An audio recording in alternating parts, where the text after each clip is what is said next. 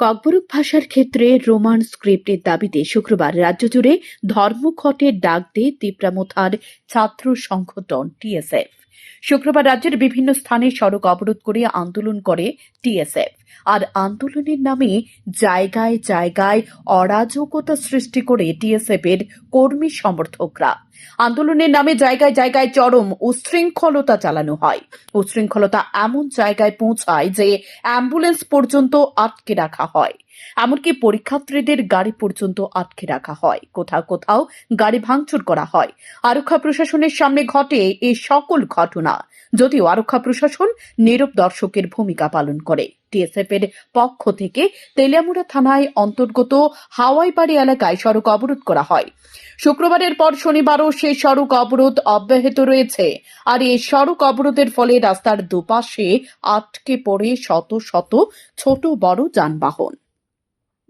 আটকে পড়া গাড়ির চালকরা এক প্রকার অভুক্ত দিন কাটাচ্ছে, কেউ কেউ আবার রাস্তার পাশে রান্না করে খাবার খাচ্ছে। সংবাদ প্রতিনিধিদের ক্যামেরায় এই চিত্র ফুটে ওঠে। সড়ক অবরোধের ফলে আটকে পড়া এক ব্যক্তি জানায়, দুদিন ধরে তারা একই স্থানে আটকে রয়েছে। তাদের ভাগ্য ভালো, তাদের সাথে রান্না করার জন্য গ্যাসের চুল্লি সহ বাসনপত্র ছিল, ফলে তারা রান্না করে খাবার খেতে পারছে, না হলে তাদেরকে অভুক্ত থাকতে হতো।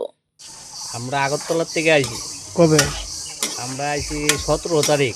আমরা তদুত কাজ করতে গেছিলাম। তদুত কাজ সাইরা বাড়ি ফেরার সময় আমরা এরকমভাবে আটকা পড়ছি। এনে এখানে আজকে 2 দিন। 2 দিন ধরে এই রান্না টান্না এই রাস্তার মধ্যে রান্না টান্না থাকা টাকা সব রাস্তাতে। ভাগ্যিস আমরা তো রান্নার জিনিসপত্র লগে কইরা নিয়ে আইছি, যার লাগে আমরা একটু খিচুড়ি ভাত খাইতে পারি, नाइले तो हम वीडियो पाइतम नाइले। आज दूसरा दिन है रास्ता में। क्या लेके आए? हम तो रॉड लेके आए हैं कोलकाता से और लोग गुवाहाटी से। तिलियामुरा में यहाँ पे अभी तिलियामुरा में सुबह 4 बजे से हम हैं। अभी तक रोड पे है? अभी रोड बंद ही है, स्ट्राइक चल रहा है, तो देखते हैं क्या होगा। क्या दिक्कत हो रहा है आप लोगों को? दिक्कत तो रोड पे ही होता है, क्या करे। शांतन टीवी।